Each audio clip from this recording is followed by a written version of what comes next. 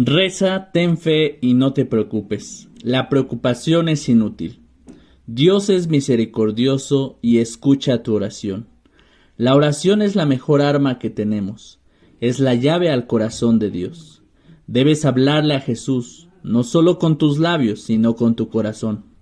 En realidad, en algunas ocasiones debes hablarle solo con el corazón. San Pío de Pietrelcina.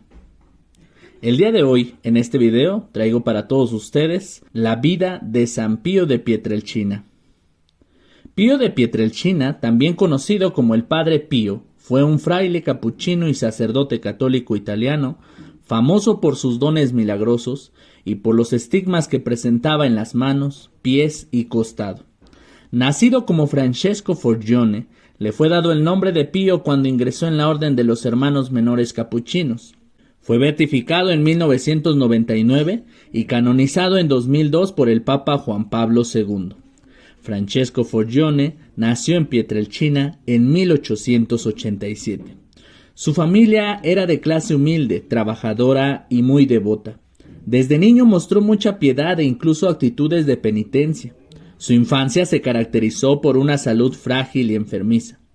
Desde esta edad manifestó un gran deseo por el sacerdocio, nacido por el encuentro que tuvo con un fraile capuchino del convento de Morcone, a 30 kilómetros de Pietrelcina, llamado Fray Camilo, quien pasaba por su casa pidiendo limosna.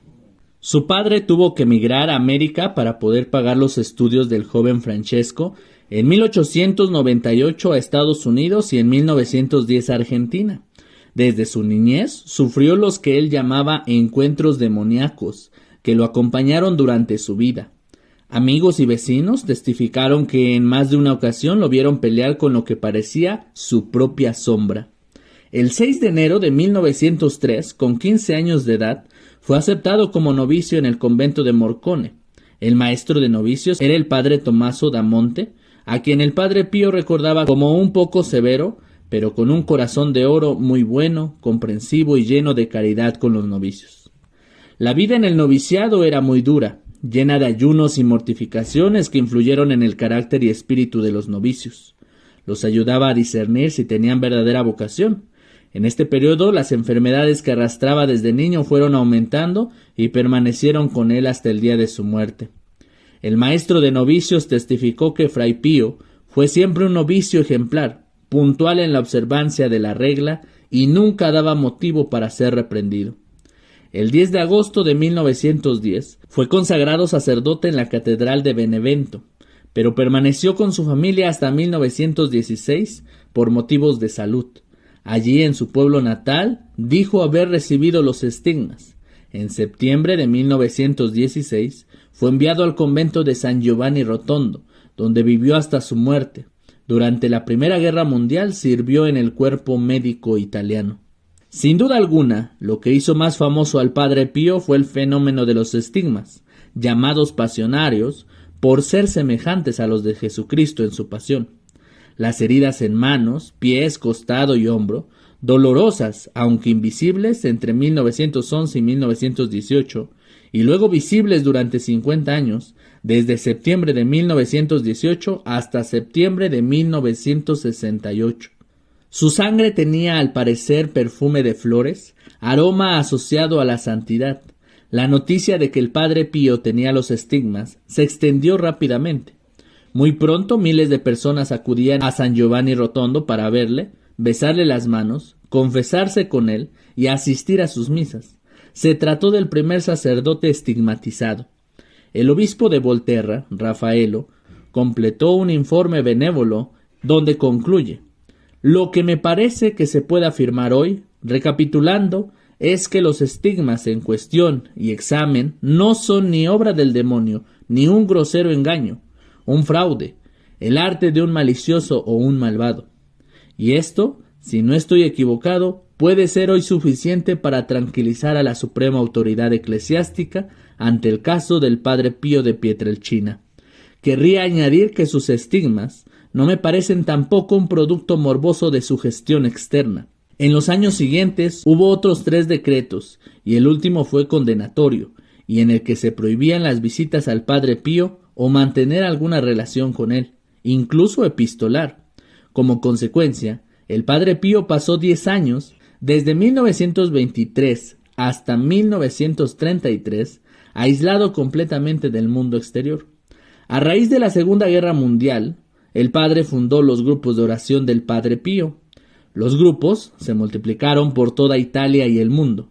A la muerte del padre, los grupos eran 726 y contaban con 68,000 miembros, y en marzo de 1976 pasaban de 1,400 grupos con más de 150,000 miembros. El 20 de septiembre de 1968, el Padre Pío cumplió 50 años de sufrir los estigmas, celebrando una misa multitudinaria. Sus fieles colocaron alrededor del altar 50 grandes macetas con rosas rojas por sus 50 años de sangre. 3 días después, el 23 de septiembre de 1968, el Padre Pío falleció a los 81 años de edad. Su funeral fue tan multitudinario que hubo que esperar 4 días para que la multitud de personas pasara a despedirse. Se calcula que hubo más de 100,000 participantes en el entierro. Tiempo antes de morir, bajo control médico que le impedía tener privacidad, los estigmas que había padecido los últimos 50 años cicatrizaron por completo. Cuando le quitaron los guantes, prácticamente no quedaban marcas de ellos. En noviembre de 1969 comenzaron los preliminares de la causa de beatificación del Padre Pío. El 18 de diciembre de 1997, el Papa Juan Pablo II lo declaró venerable. El 2 de mayo de 1999, el mismo Papa lo beatificó, y el 16 de junio del 2002 lo canonizó bajo el nombre de San Pío de Pietrelcina. Se dijo que podía realizar curas milagrosas mediante el poder de la oración. Uno de los casos más conocidos es el de Gemma Di Giorgi, una niña ciliciana cuya ceguera se creía que había sido curada durante una visita al Padre Pío. Gemma, que fue traída a San Giovanni Rotondo en 1947 por su abuela, nació sin pupilas. Durante su viaje para ver al Padre Pío, la niña comenzó a ver objetos, incluido un barco de vapor y el mar. La abuela de Gemma no creía que la niña se hubiera curado. Después de que Gemma se olvidó de pedirle gracia al Padre Pío durante su confesión, su abuela imploró al sacerdote que le pidiera a Dios que le devolviera la vista. El Padre Pío le dijo: «La niña no debe llorar y tú tampoco, porque la niña ve y tú sabes que ve».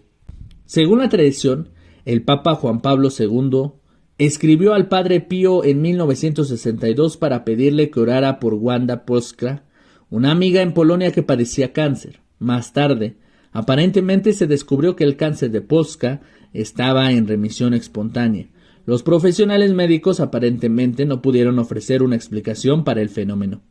La bilocación es el fenómeno de estar en 2 lugares al mismo tiempo. El padre Domenico d'Assese, un compañero capuchino, informó que el 22 de septiembre de 1968 vio al Padre Pío arrodillado en oración ante el santo rostro de Manopelo, aunque se sabía que el Padre Pío no había salido de su habitación.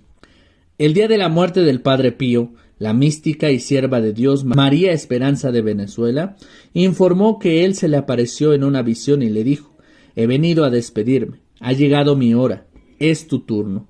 Al día siguiente supieron que el Padre Pío había muerto. Durante su periodo de sufrimiento espiritual, sus seguidores creen que el Padre Pío fue atacado por el diablo, tanto física como espiritualmente. Sus seguidores también creen que el diablo usó trucos diabólicos para aumentar los tormentos del Padre Pío. Estos incluyeron apariciones como un ángel de luz y la alteración o destrucción de cartas hacia y desde sus directores espirituales. El Padre Pío informó que participó en un combate físico contra Satanás y sus secuaces. De acuerdo con el libro Padre Pío, Milagros y Política en la Italia del siglo XX, escrito en 2007 por el historiador Sergio Lusato, el Papa San Juan XXIII no adoptó la perspectiva de su predecesor y escribió en 1960 sobre el engaño enorme del Padre Pío. Existieron largas investigaciones para resolver al menos 23 denuncias de seguidores íntimos que decían que el Padre Pío falsificaba los milagros y tenía relaciones sexuales con sus seguidoras más fieles. En la jerarquía de la Iglesia, muchos dudaban de que sus estigmas fueran reales. Sugerían que las provocaba con ácido nítrico y que utilizaba agua de colonia para crear el olor de santidad que lo hacía famoso. Algunos críticos acusaron al Padre Pío de falsificar los estigmas, por ejemplo, usando ácido carbólico para hacer las heridas. María de Vito, prima de un farmacéutico local en Foggia, testificó que el joven Pío compró una botellita de ácido carbólico y 4 gramos de veratrina en 1919. El obispo de Volterra, Raffaello, comisionado de investigar al Padre Pío por el Santo Oficio en 1921, considera la acusación sobre el ácido carbólico y la veratrina y concluye con lo siguiente: el ácido fénico fue solicitado para desinfectar jeringas para inyecciones, la veratrina para una broma que debía hacerse durante la recreación.